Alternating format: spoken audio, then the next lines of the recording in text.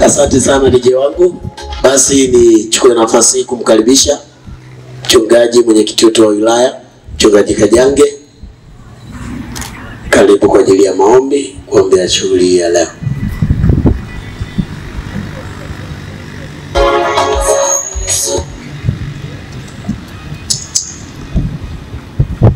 Kwa kumheshimu Mungu, naomba tufunike macho tuombe.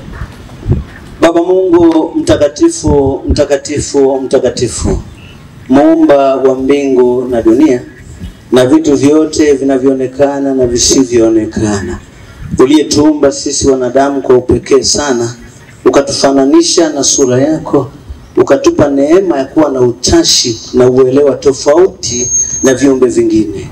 Ndiwe ambaye ni mmiliki wa kanisa lako, kanisa ambalo umelinunua kwa gharama kubwa kwa kumtoa mwanao Yesu Kristo. Damu yake ya thamani imekuwa sadaka ya kulinunua kanisa, na ndani ya kanisa hujawahi kutoka ukamwachia mtu mwingine alimiliki, bali wewe ni Mungu wa kanisa siku zote. Hata likipita kwenye changamoto, kwenye mafanikio, bado wewe ndiye Mungu. Miongoni mwa makanisa ni kanisa ila Moravian Tanzania, jimbo la Kusini Magharibi, ambalo ndani yake umeweka huduma mbalimbali. Zimo huduma za kiroho ili kukamilisha na kutimiza utume mkuu, kuwafanya wote waokolewe na wewe na siku moja wapate uzima wa milele.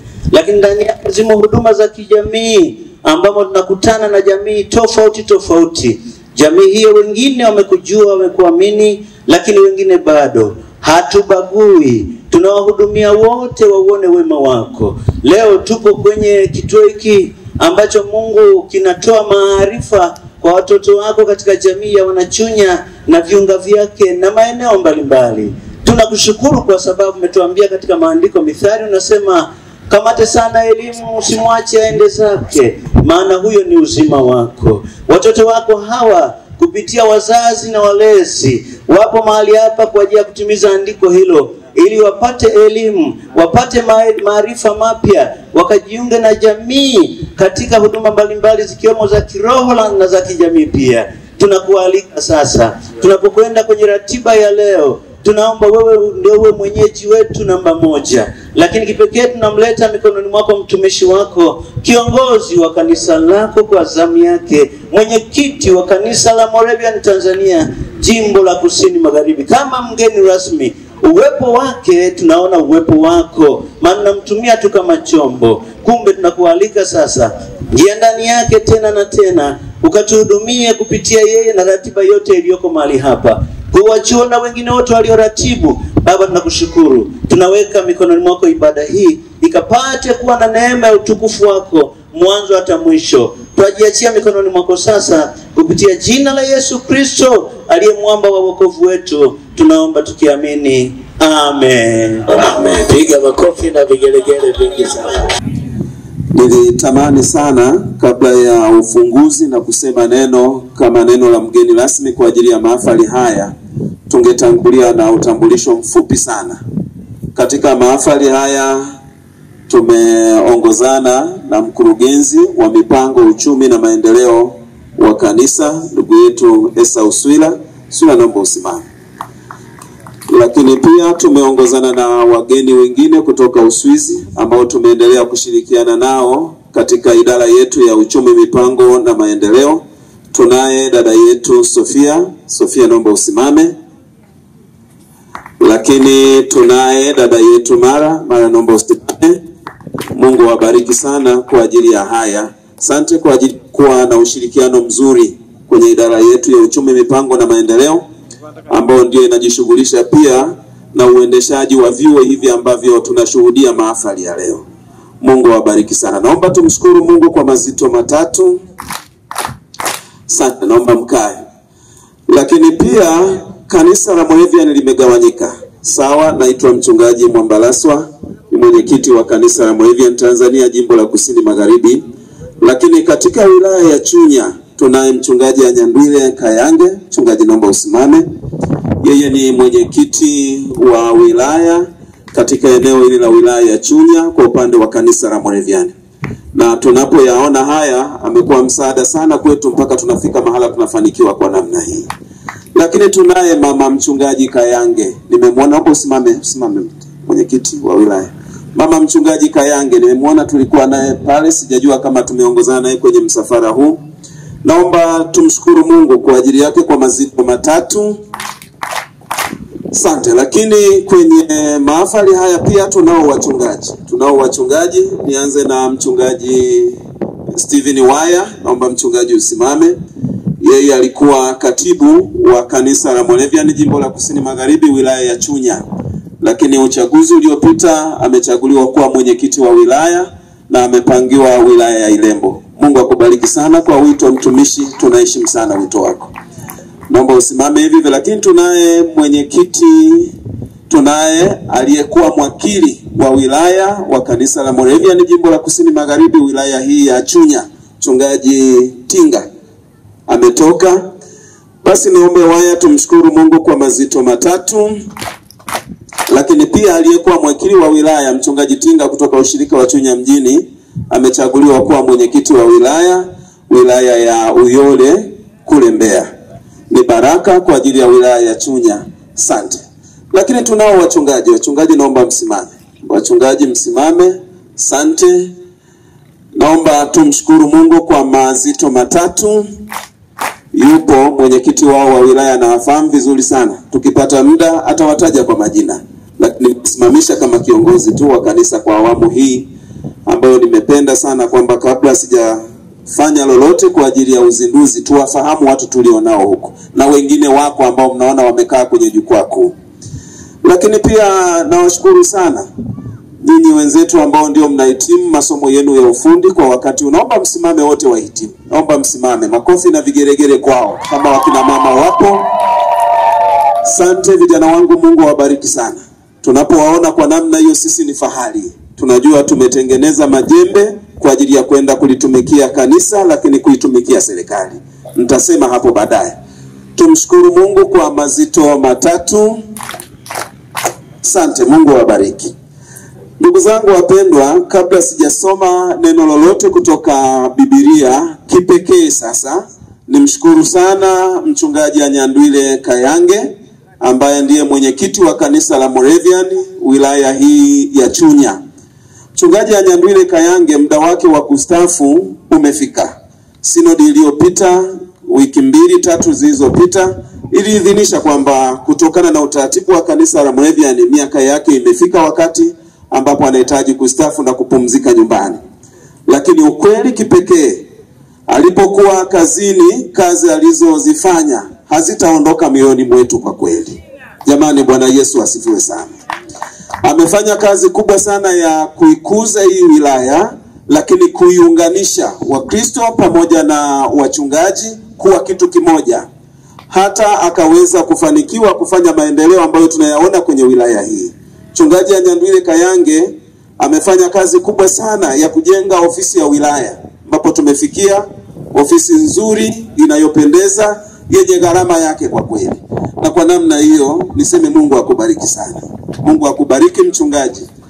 Lakini namshukuru sana mke wake. Bahati mbaya yupo kwenye mahafali hii. Tulipokutana naye pale nilijua tutakuwa naye hapa. Lakini hata kama hayupo, naomba niseme neno kwa ajili yake. Tunamshukuru sana mama mchungaji Kayange kwa mambo makubwa mawili ambayo ameyafanya kwa ajili ya kanisa hili. Mama mchungaji Kayange amekuwa na huduma ya maombi kwa kweli. Hata tulipokuwa tunaenda kwenye sinodi na mahala pengine amekuwa akiliombea sana kanisa. Hiyo sisi tunasema ni tunu kwa kanisa letu. Lakini pia nimshukuru kwa kazi ya pili. Jamani, Bwana Yesu asifiwe sana. Mwana kondoo ameshinda. Wakina mama mko hapa. Mchungaji Anyandwile Kayange alipokuwa kanisani tulimuona mchungaji, si ndio jamani? na tulihitaji huduma yake kama mchungaji.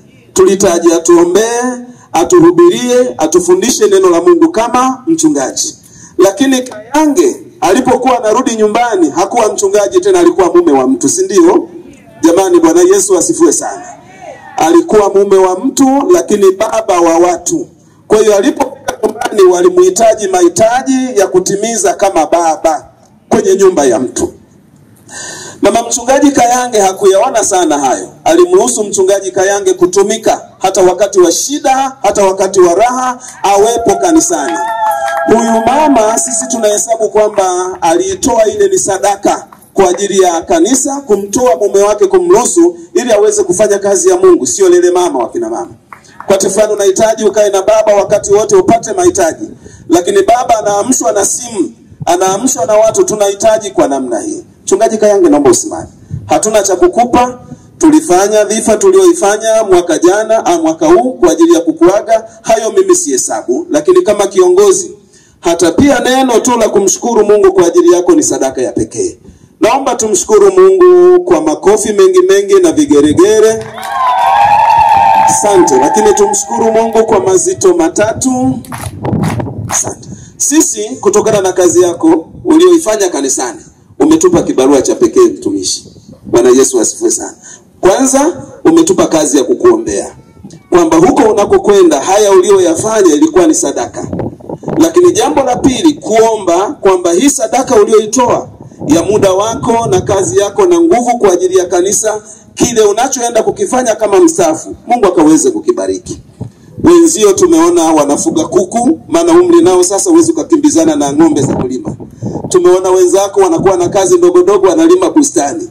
Ile bustani utakayoenda kuilima, lakini na kuku utakayoenda kufuga, na mbuzi utakayoenda kumfuga, na namna mbalimbali utakavyoenda kufanya, sisi tunakuombea ukaweze kufanikiwa. Asante kanisa. Bwana Yesu asifiwe sana. Basi kwa namna hiyo Mungu awabariki sana. Amen. Nilete salamu nyingi sana kutoka ofisi kuu ya kanisa la Moravian Tanzania jimbo la Kusini Magharibi. Baba Askofu Mchungaji Robert Yonda Mpangani anawasalimia sana.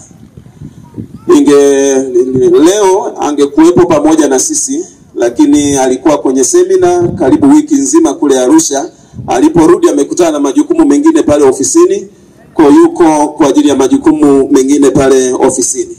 Lakini makamu mwenyekiti Mchungaji Agnes Njeyo na yeye pia amebaki, yuko kwa ajili ya majukumu ya kanisa. Ameenda Mbozi kwa ajili ya mkutano mkuu wa kwaya kuu wa kanisa la Moravian Tanzania, kanisa la Moravian Tanzania kwa ujumla wake. Lakini katibu mkuu pia naye ilifaa leo tuwe naye, ameenda kwa ajili ya majukumu mengine. Ana nafasi mbili, ni katibu mkuu lakini ni mwanasheria. Kwa hiyo kwa ajili ya kazi yake ya wanasheria yupo kutimiza majukumu ya sheria ili kanisa letu liweze kwenda. Haleluya. Mambo matatu ambayo wanayasema kama tendaji na wenzangu niliowacha. Wanatamani sana kanisa liishi kwa upendo. Lakini wanatamani sana kanisa liishi kwa umoja. Lakini wanatamani sana kanisa liishi kwa mshikamano. Haya mambo matatu yatatusaidia kutimiza utume wa Yesu Kristo aliyosema, enendeni mkawafanye mataifa yote kuwa wanafunzi wangu. Haleluya kanisa. Basi kwa ajili ya salamu ya Baba Askofu na wengine ambao wamebaki ofisi kuu, tumshukuru Mungu mazito matatu. Asante. Niombe tusimame. Sababu hii namtumikia na msifu yeye siku zote. Sikilizeni furaha yangu, Mungu ni pendo, apenda watu. Oh, haleluya. Mungu ni pendo, apenda watu. Mungu ni pendo, anipenda. Asante. Tungali tumesimama. Nimuombe sasa mkurugenzi uchumi, mipango na maendeleo, ndugu Esau Swila, atasoma neno la Mungu toka kitabu cha Mithali sura ya 22 mstari wa 29 mmoja tu, utakao tuongoza katika machache ambayo tutaenda kuzungumza na vijana wetu leo. Karibu. Amen. Neno la Mungu katika Mithali 22 mstari wa 29 linasema, je, wamwona mtu mwenye bidii katika kazi zake? Huyo atasimama mbele ya wafalme, hatasimama mbele ya watu wasio na cheo. Amen. Asante, naomba tukae. Ndugu zangu wapendwa, mara nyingi sana watu walipoliona kanisa wamefikiria kazi moja tu ambayo ni wajibu wa kanisa, lakini kumbe sivyo. Kanisa sio kisiwa. Mwanakondoo ameshinda. Bwana Yesu asifiwe. Nirudie tena, kanisa sio kisiwa, kwamba lilipoitwa kanisa limejitenga peke yake nje ya jamii au limejitenga peke yake nje ya serikali. Hapana, kanisa si kisiwa, kwa maana ya kwamba huduma zinazofanywa na kanisa zinashirikiana na jamii inayolizunguka. Bwana Yesu asifiwe sana. Maana yake nini? Kwamba mtu aliyoko ndani ya kanisa ndio mtu pia aliyoko nje ya kanisa. Kwa maana ya kwamba Mkristo tulio naye ndani ya kanisa ndio mtu ambaye tunakuwa naye kwenye jamii. Sasa kule kwenye jamii kuna mambo mengi sana. Kule kwenye jamii kuna shule, kule kwenye jamii kuna masoko, kule kwenye jamii kuna hospitali, kule kwenye jamii kuna kazi za kufanya. Maana yake nini? Huyu mtu anapokuja huku kanisani, wakati fulani tunatamani sana ile huduma ya kikanisa ambayo anaipata inaifaa pia jamii inayomzunguka. Bwana Yesu asifiwe sana. Huduma yetu ya kanisa imejengwa katika msingi wa Yesu Kristo. Yesu Kristo alipokuja hapa duniani alikuwa na mambo makubwa matatu ya muhimu sana ambayo aliyafanya. Japokuwa yako mambo mengi aliyofanya, lakini alifanya mambo makubwa matatu. Jambo la kwanza, Yesu Kristo alihubiri. Alipowakuta watu aliwaambia, tubuni kwa maana ufalme wa Mungu umekaribia. Watubu. Yale tunaita ni mahubiri. Mwanakondoo ameshinda. Sintaenda mbali sana, naomba mnisikilize kwa umakini. Alipofika mahala amewakuta watu, akasema tubuni kwa maana ufalme wa Mungu umekaribia. Yale yalikuwa ni mahubiri. Lakini Yesu Kristo alipofika mahala akawakuta wagonjwa, Yesu Kristo alifanya huduma ya uponyaji, kwa maana ya kwamba miujiza kwa njia ya uponyaji. Aliwaponya viwete, aliwaponya viziwi, aliwaponya watu kwa namna mbalimbali. Lakini Yesu Kristo alienda mbali zaidi. Aliwafufua hata waliokufa. Yesu aliwafufua akawahuisha wakawa hai. Jamani, Bwana Yesu asifiwe sana. Lakini jambo la tatu, Yesu Kristo alifanya huduma ya uwalimu. Alipowakuta watu aliwafundisha neno la Mungu, tena aliwafundisha kwa mifano mingi sana katika Injili zile 4.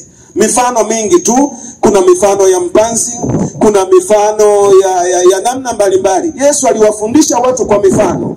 Aliwaruhusu wapate nafasi ya kumuuliza, hili unalosema lina maana gani? Yesu alifafanua kwa sababu alikuwa na huduma ya uwalimu. Jamani, Bwana Yesu asifiwe sana. Nimesema huduma ya kanisa tunayoifanya leo imejengwa katika msingi wa Kristo ule aliofanya.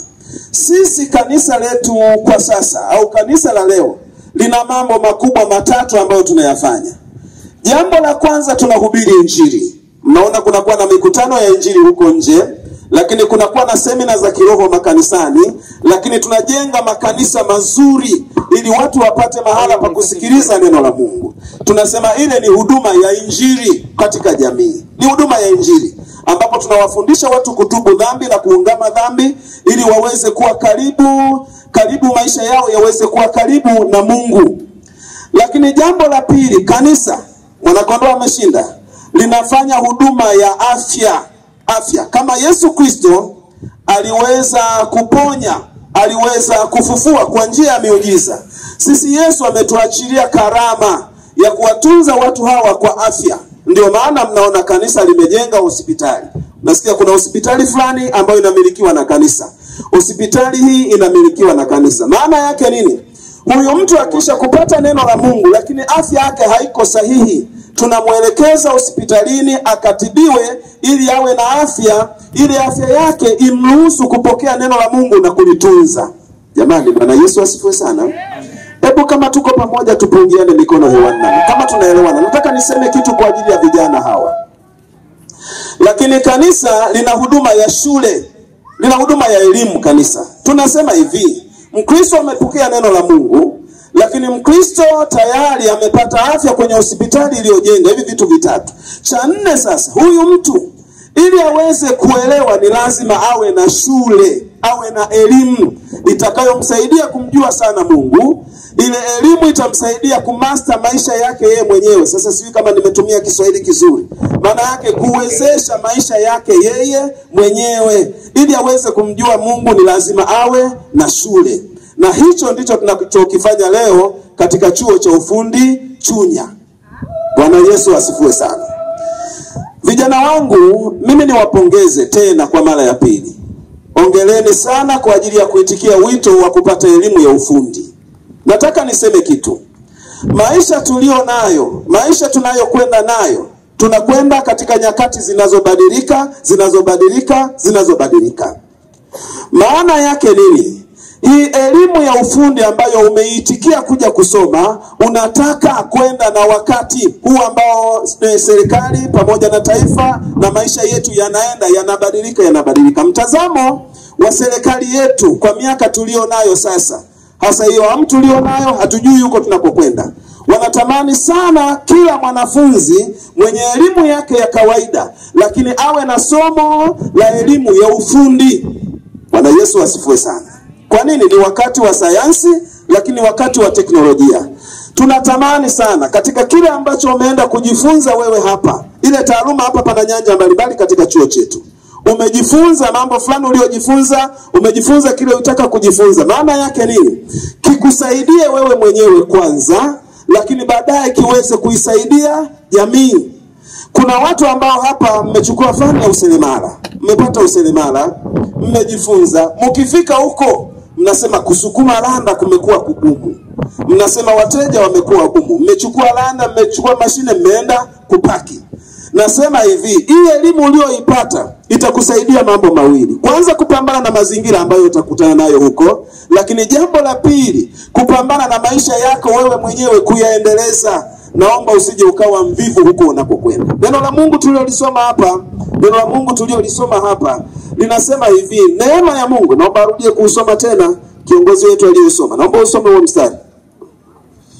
Mstari unasema hivi, je, wamuona mtu mwenye bidii katika kazi zake? Huyo atasimama mbele ya wafalme, hatasimama mbele ya watu wasio na cheo. Maana yake nini? Unapowatazama watu wengine wanabidii kwenye fani zao. Sasa hivi mvua zinanyesha, msimu wa vuli umeanza kufika. Wakulima wanapanda mbegu, wanaondoka wanaenda huko. Unawaona watu mbalimbali wenye nyanja mbalimbali kipindi hiki cha mvua, wanaondoka wanaenda huko. Sasa unapowatazama hao, wanahitaji kuwa na baraka fulani katika maisha yake. Ile baraka inatokana na nini? Na bidii walio nayo. Kile ulichojifunza, naomba ukakifanyie kazi kwa bidii. Sasa neno la Mungu linasema nini? Ukikifanyia kazi kwa bidii, Biblia inasema hivi, nitakubariki, nitakuketisha na wafalme. Manake ule uwezo wako wa kufanya kazi ndio utakaofungua uwezo wako wa soko. Jamani, Bwana Yesu asifiwe sana. Naomba nirudie tena sentensi hiyo. Utakapokuwa na bidii, utakapokuwa na maarifa, umefanya kazi yako kwa ufanisi, lakini kwa maisha ya heshima na maisha ya kuaminika. Watu wengine waseme kuna fundi mzuri yuko pale ambao ukimpelekea kompyuta hautakuta amenyofua vifaa. Ukimpelekea kiti utakuta amekinyosha kiko vizuri. Ukampa nyumba ya kupaua paa halitakuwa limepinda pinda. Maana yake nini? Unatanua soko. Unatanua wateja wengi sana kukuijia ili uweze ukawasaidia katika zile kazi zao. Uaminifu wako, watasema fundi yule pamoja na kwamba ufundi wake ni kawaida, lakini ni mwaminifu. Ukimsimamia anafanya kazi kwa uaminifu, tayari umepata wateja wengi. Lakini ukaondoe kiburi na kujiona umepata hiki kitu sio chako. Naomba nirudie tena. Yaani taaluma ulioipata sio ya kwako, ni ya jamii. Sasa jamii itakapokutaka kuitumikia, ile lugha ya kuzungumza na wateja, ile lugha ya kuzungumza na watu ambao unataka ukafanye nao ofisini kwao. Umejifunza mambo ya kompyuta hapa, computer application. Wanahitaji ukafanye kazi ofisini kwao. Umefika kule hata kama sio second, lakini kaelimu kako uliko nako kale. Wanakuona tu binti, wakikuita mwendo, sauti unayoitika, utafikiri ndio umemaliza dunia yote, utakosa wateja. Jamani, Bwana Yesu asifiwe sana. Wewe seremala, yani wanakuhitaji watu, unasema tanguliza advance. Wamekupa advance. Siku 2-3 anakuja, njoo kesho. Kesho njoo kesho. Kesho imekuwa kesho, kesho kutwa haiko tena. Watu wanaanza kunungunika, huyu sio fundi, sio fundi. Lakini taasisi zetu za kanisa zipo miongoni mwenu, anaweza kachomolewa mmoja au wawili. Tukawaleta mtusaidie kwa ajili ya kanisa. Kesho tunakwambia bwana, hebu panga bajeti, uje utujengee kanisa. Bajeti yenye milioni 10, kwa sababu umeona ni taasisi na kanisa lina hela. Umeenda kuweka milioni 20, tutakukimbia. Maana elimu uliyoipata tunatamani kusaidia wewe, lakini tusaidie na sisi. Utakapotupangia bajeti ambayo haiendani na kile tunachokifanya, hatutakufukuza, tutanyamaza kimya.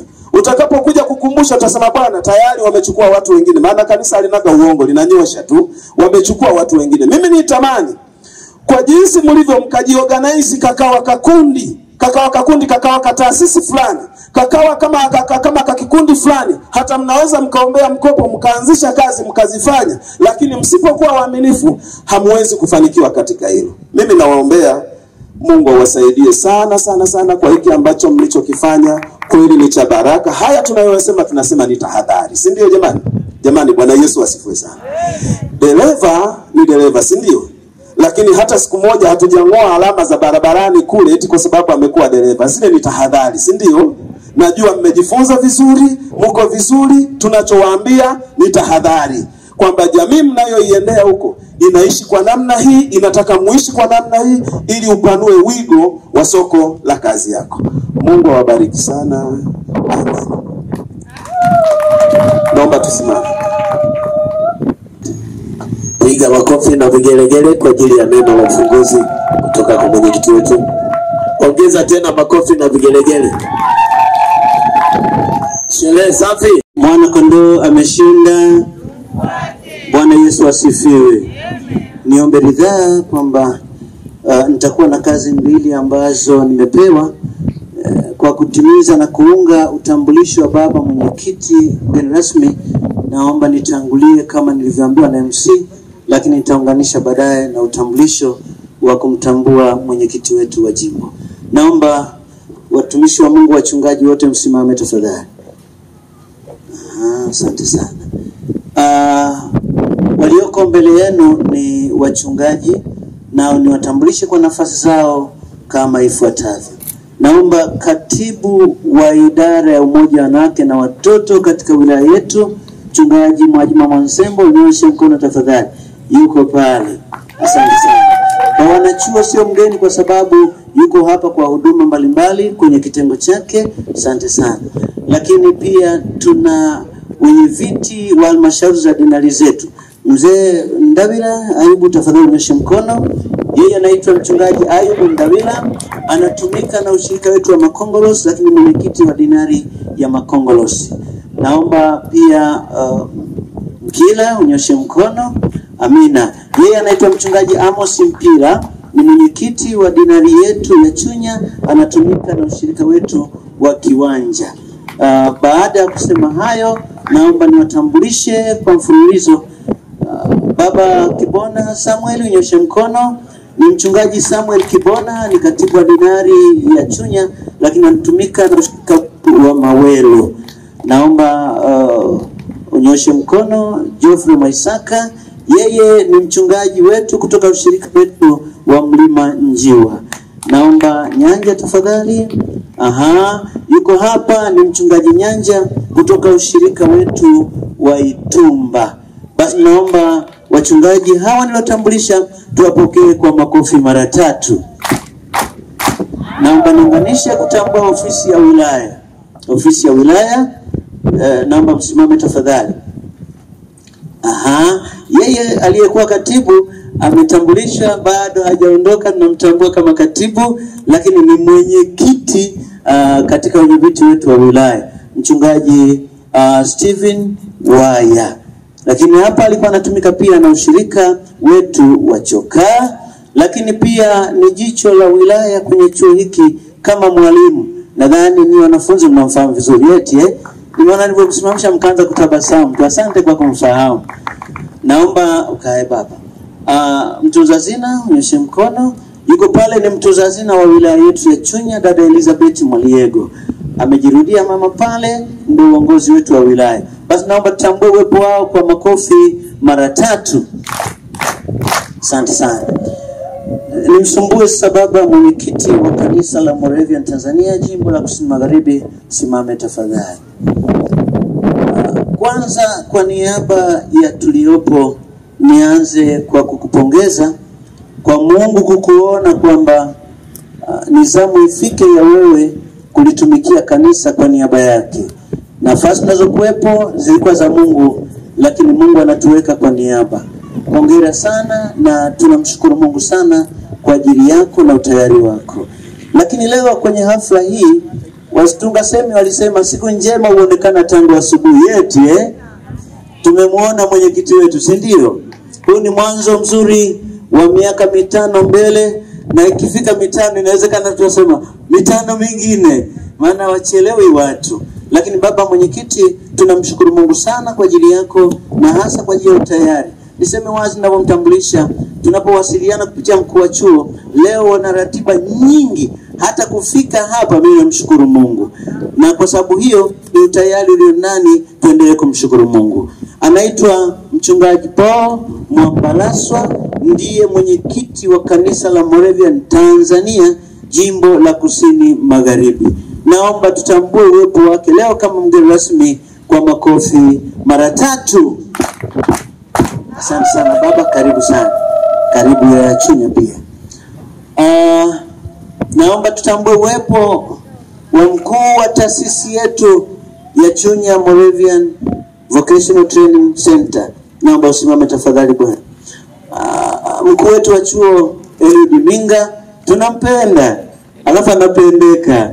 Na leo ameamua kutumaliza, amependeka zaidi. Tutambue uwepo wake kwa makofi mara 3. Amina. Baada ya mimi kusema haya, naomba yeye nimpe nafasi atambulishe wanaomhusu. Baba, karibu tafadhali. Nashukuru sana. Bwana Yesu asifiwe. Mwana kondoo ameshinda. Nashukuru sana wote mlioweza kuhudhuria kwenye mahafali haya. Lakini ni bila kupoteza muda, nitumie nafasi hii kutambulisha au kutambua wakuu wa vyuo au wawakilishi wao kutoka vyuo vya Moravian. Tunaye mwalimu Elia Mwala kutoka chuo cha Moravian Mbeya. Ningeomba asimame awapungie mkono. Lakini pia tunaye mkuu wa chuo cha ufundi Moravian Ilindi, Mr. Paul Revocatus, pia naomba naye asimame atupungie mkono. Lakini pia tunaye mkuu wa chuo cha Moravian Sumbawanga, Felician Kisanga, pia naomba asimame atupungie mkono. Lakini tu kwa bahati mbaya wajumbe wa bodi wanaendelea na shughuli za halmashauri, ila mjumbe wa bodi mmoja tuko naye hapa, bodi ya chuo chetu, mzee Tulianje, tunaomba tupungie mkono. Lakini pia tuna walimu kwa haraka, mwalimu Baraka Liego. Lakini madamu Margaret Chungu ambaye ni makamu mkuu wa chuo, tangu Jumatatu afya yake haijakaa sawa sawa, watu endelee kumwombea. Basi nimtambue dada anayetusaidia kwenye uzalishaji masweta, madamu Laeli Malingoti, kwa wote ulipo tupunge mkono. Mwalimu wa ushonaji anayesaidiana na madamu Margaret Chungu Mbiro, naomba tupunge mkono. Mwalimu umeme ambaye pia ndo training coordinator wetu Kelvin Green. Basi kwa kusema haya, naomba nimalize kuwatambulisha. Sijamtambulisha Madamu Margaret Kita, Stella Kita hayupo hapa, ila tuko naye anashughulika na shughuli kule jikoni. Yeye ni mhasibu wa chuo hichi. Lakini pia tunaye mlinzi anatoka kampuni ya Imara Security, ni dada mmoja, nafikiri mavokea mlangoni hapo. Pia tunaye mpishi Lilian Mbugi. Sasa niendelee kuokoa wakati. Natambua uwepo wa wazazi wa wanafunzi wote. Natambua pia uwepo wa walikwa wote. Tunayo shukrani sana kwa ninyi kufika mahali hapa. Kimsingi muda hujakuwa rafiki. Tumeanza mahafali kwa kuchelewa. Tuna vitu vingi vya kuonyesha wageni waalikwa pamoja na mgeni rasmi, ila muda umekuwa sio rafiki kabisa. Tunaomba basi kwa ajili ya yote ambayo mkuu wa chuo ameyafanya, utambulisho na maelekezo mbalimbali, naomba tutambue hayo kwa kupiga makofi mara 3. Asante. Na ratiba hii sasa narudi mikononi mwa MC ambaye ameambiwa ya kufanya, na tunamwamini mkaone ya kwamba ni ratiba ambayo tunalazimika kuingia kwayo. Moja kwa moja nimlete MC. Karibu. Asante kwa haya ambaye amepita. Nami niseme tu kwamba mkuu wa chuo tulikuwa na wasiwasi ulivyotaja yale mengine, ukawa hujataja swala la chakula, nikaanza kuwa na wasiwasi. Ndio maana kama umezingatia walitikia kwa unyonge. Jamani, chakula kipo. Sawa wapendwa? Asante. Basi tunaanza na uhaziri na computer, secretarial and computer. Sheniva Juma Kami.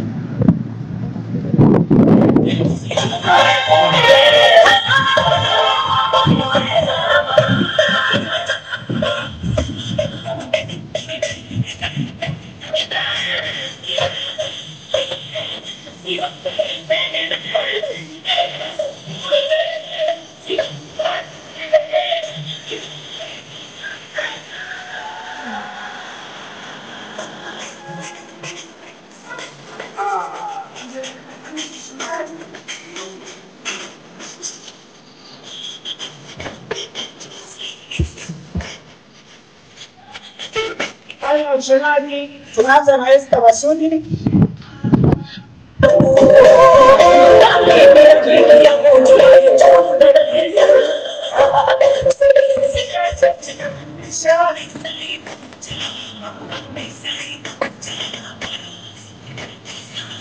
Shangwe matokeo. Shangwe matokeo. Aina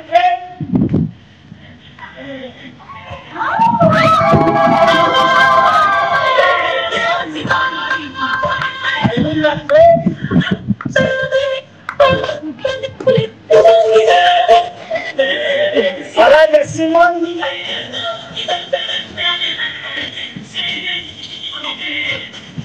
Felix the Simon.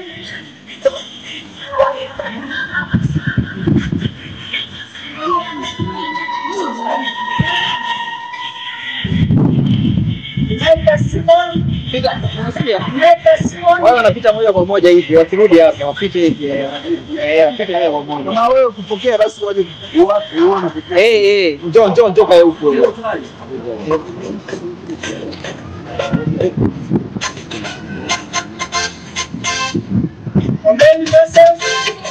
Ben Joseph. We are a chosen generation. To show His excellence. All I require for life, God has given me.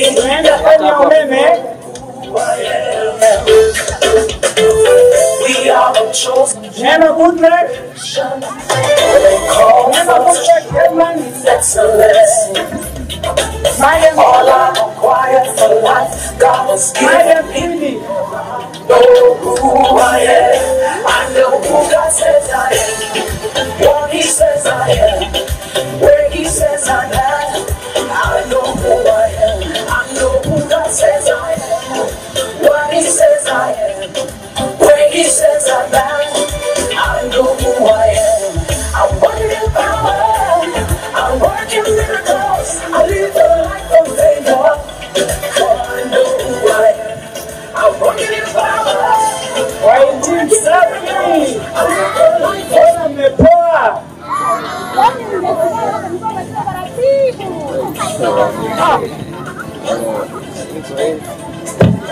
Au nikawe DJ?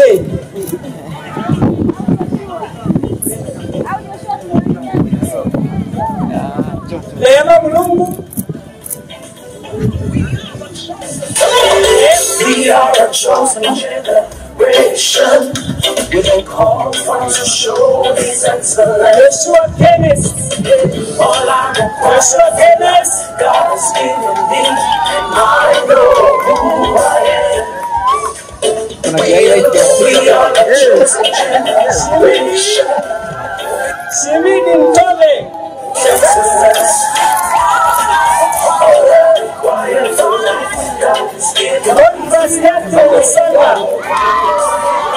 I know who God says I am, what He says I am, where He says I am. Amos Yohana. I know who God says I am, what He Amos says, Yohana. where He says I am. I know who I am.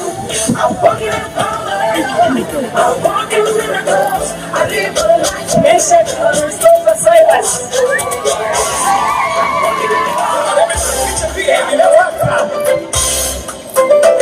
Richard Kisho Mashbanda.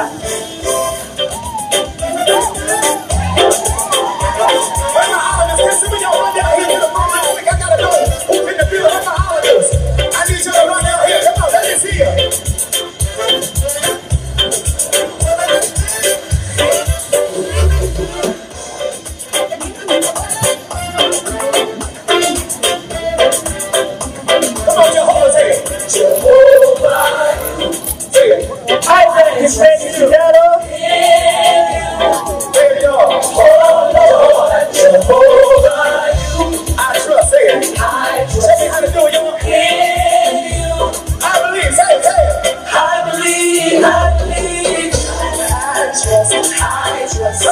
Jackie Wendy Manjabara.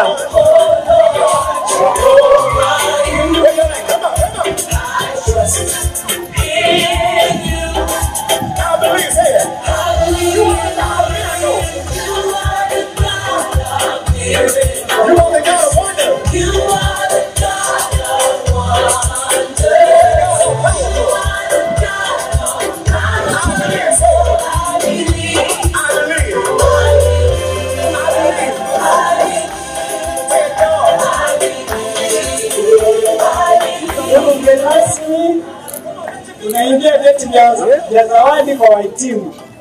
Taaluma.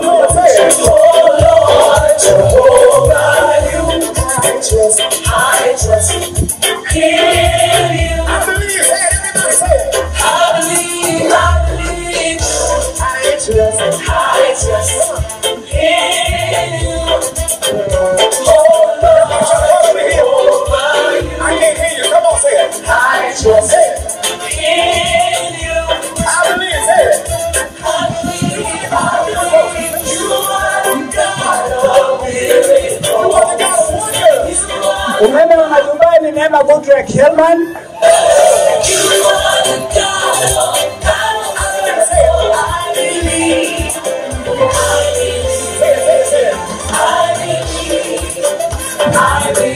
Uongozi bora Joshua Kenneth Mo.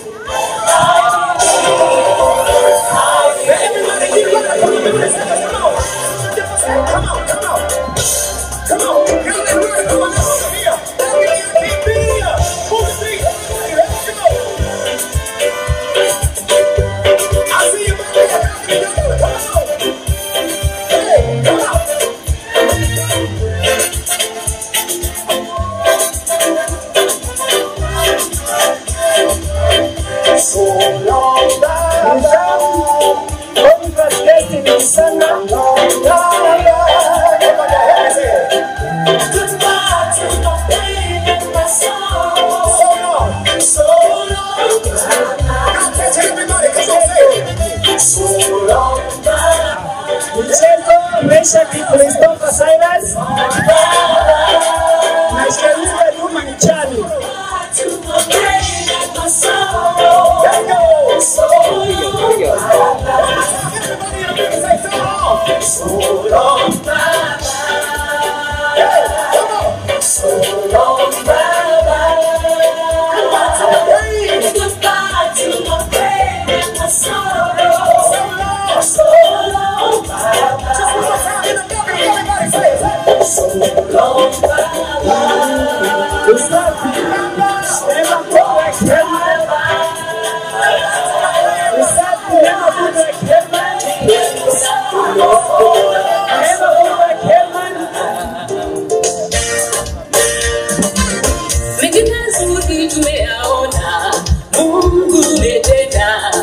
kweli wewe muweza.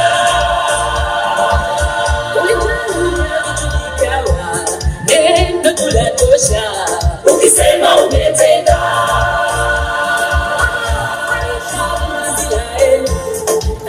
Uliwavusha kawatoa utumwani. Zawadi za mwisho ni kwa wanafunzi wa Agwa. Taaluma, ushonaji. Na video makume yatenda. Tumeona mkono wako Bwana, atenda kwa Bwana ni Sala hivi nikampasha. Hallelujah,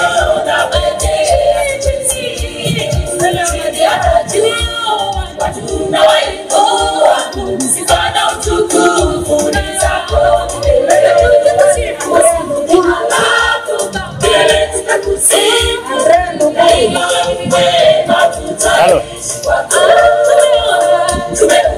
Nakupigia nakutumia sasa hivi, ngoja nitulie. Nikie Robert Kayudi.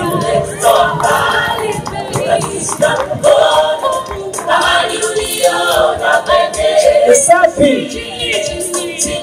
Usafi minus John Kalua. Minus John Kalua.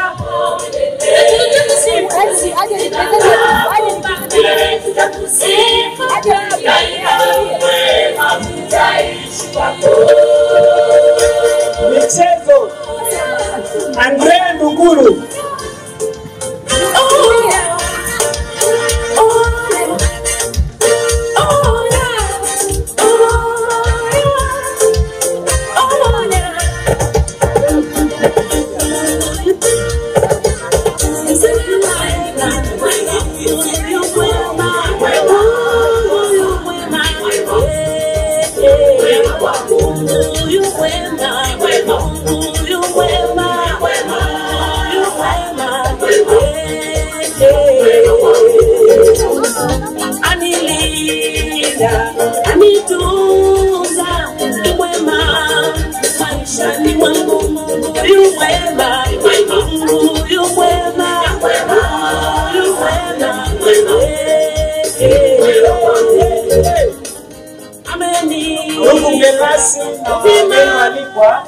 Zoezi linalofuata ni zoezi la ugawaji wa toolkit.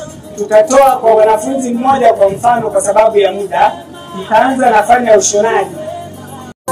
Uwe Mungu umenizunguka.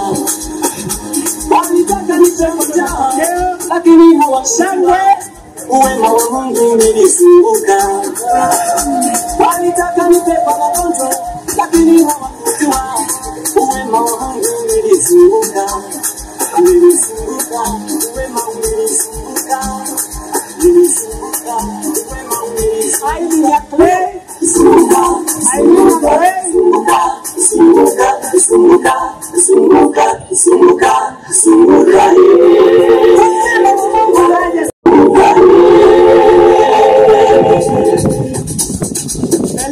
Mungu wangu nakushukuru kwa wema wako. Hapa nilipofika hata niseme. Wema wako ni wa ajabu maishani mwangu. Wema wako Baba umenizunguka. Nimepita milima na mabonde Jehova. Hapa nilipofika wewe umenijaza tembo. Hapa nilipofika hata niseme. Ukuu wako uweza wako Baba wa ajabu. Nasma Ibrahim zunguka Baba. Nasma Ibrahim hata mimi nikusifu. Hata nikutukuze. Hata mimi nikuinue. Hata mimi nikutukuze. Basi na wewe tujiandae.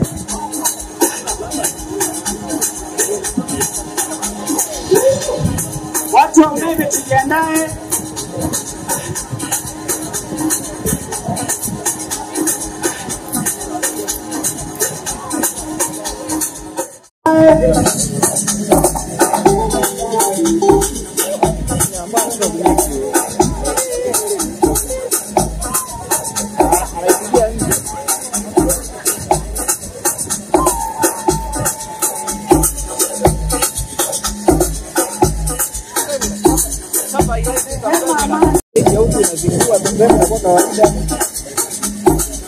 Hapa zimetoka kwa auto.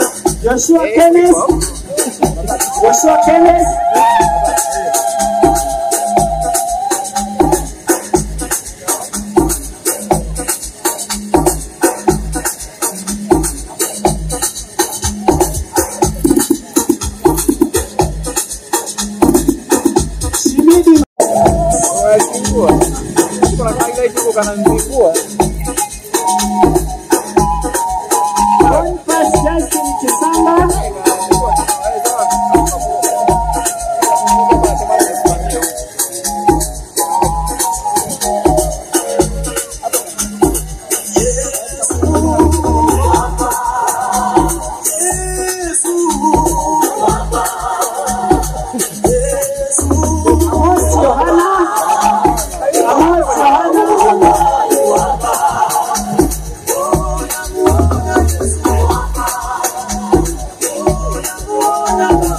Meshach Christopher Silas.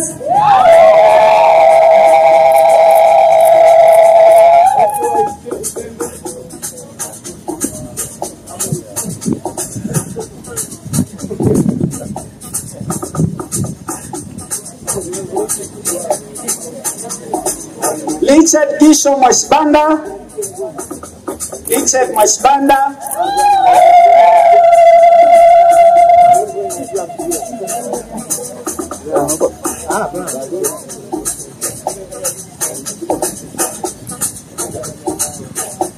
Isaac Fred Kijalo. Isaac Fred Kijalo.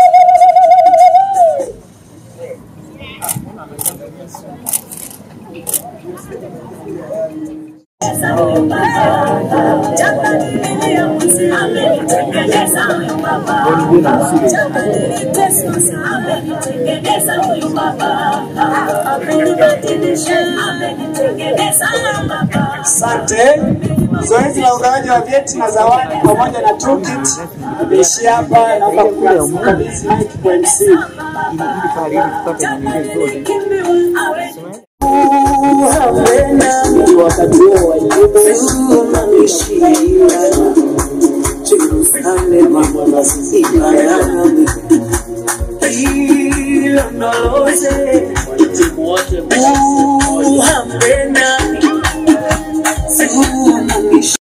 Wasemavyo wahenga ni kama utani, lakini mwisho wake huwa. Kwa miaka miwili si tuko pamoja na mmetuvumilia, tuliposema subiri na nyinyi mkangoja na mkatusubiria.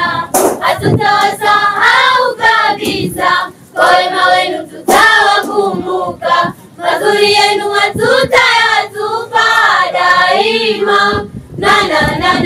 Hatutawasahau kabisa, kwa wema wenu tutawakumbuka, mazuri yenu hatutayatupa daima.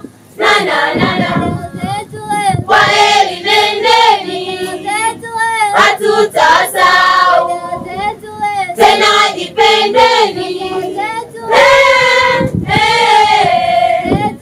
Kwa heri nendeni, hatutasahau tena, jipendeni.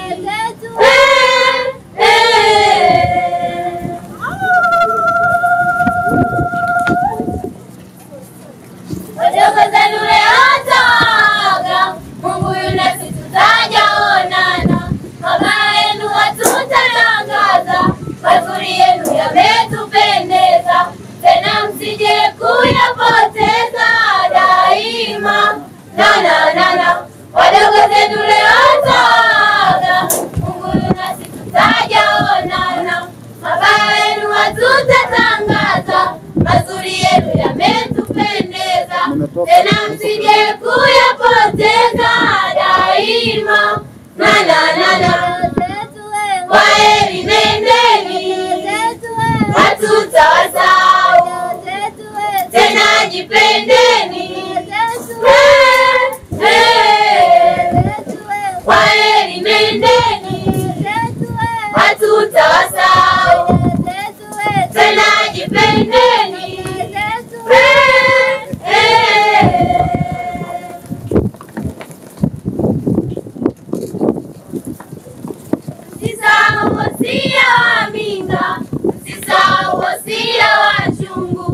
msisahau wasia wa kita daima.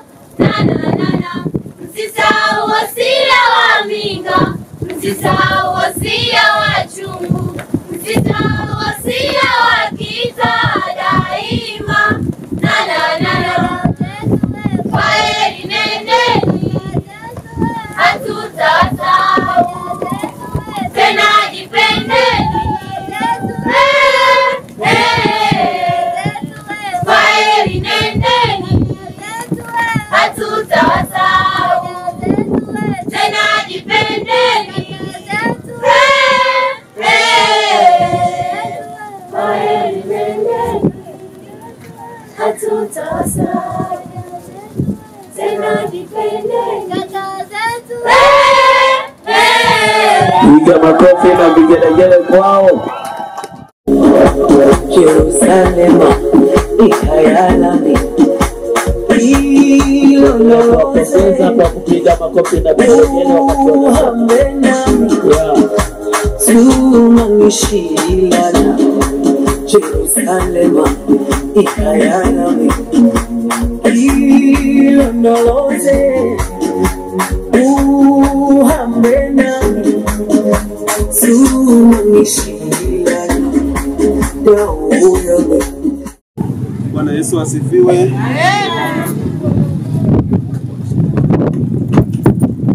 Bwana Yesu asifiwe.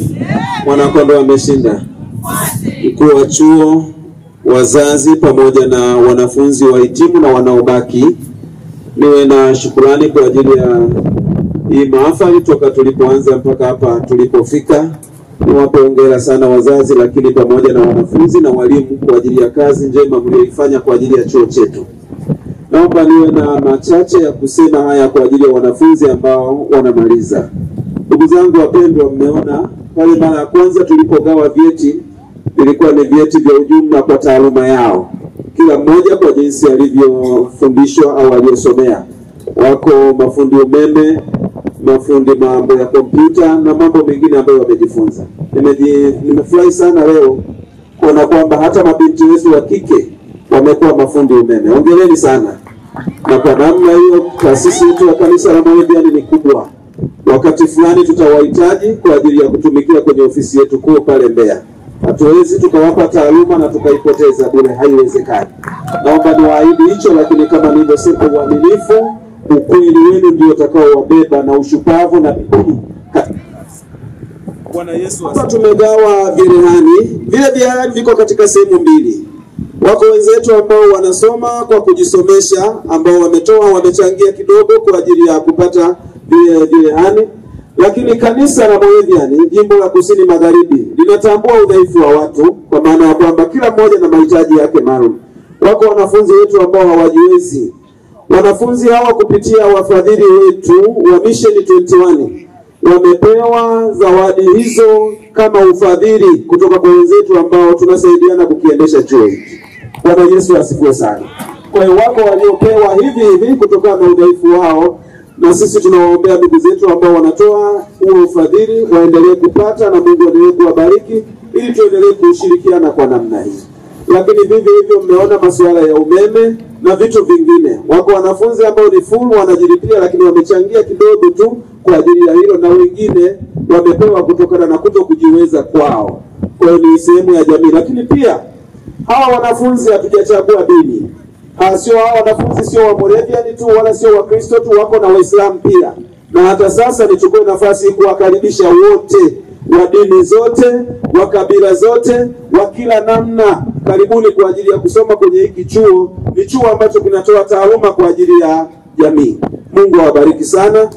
Baba mwenyekiti wa wilaya, mchungaji Anyandule Kayange, mkuu wa chuo pamoja na wanafunzi. Kwa wakati huu sasa tutakuwa tunaondoka ili tuweze kutimiza na majukumu mengine. Na ninaomba nieleweke hivi. Si kwamba hili tunaliacha sio la maana, hapana. Yaani la maana sana sana sana. Lakini tugawe muda. Hapa tuwe na muda kidogo na huko tuwe na muda kidogo ili tuweze kufanikisha kuyatimiza yote ambayo yako mbele yetu. Mungu awabariki sana. Asante. Amina. Bwana Yesu asifiwe. Hongereni na sherehe. Sasa ni muda mzuri kwa ajili ya kupata chakula. ila utaratibu utakuwa kama ifuatavyo. Meza kuu watatumia ofisi ya mkuu wa chuo pamoja na ofisi ya coordinator. Ina maana kama kule watu watajaa kwa upande wa meza kuu, wengine watajiwa kwenye ofisi ya coordinator. Lakini sisi wajumbe wengine na wageni walikwa tutatumia ukumbi huko pale, lakini wengine mnaweza mkalaki hapa kwenye matenti, chakula kitawafikia popote mlipo. Basi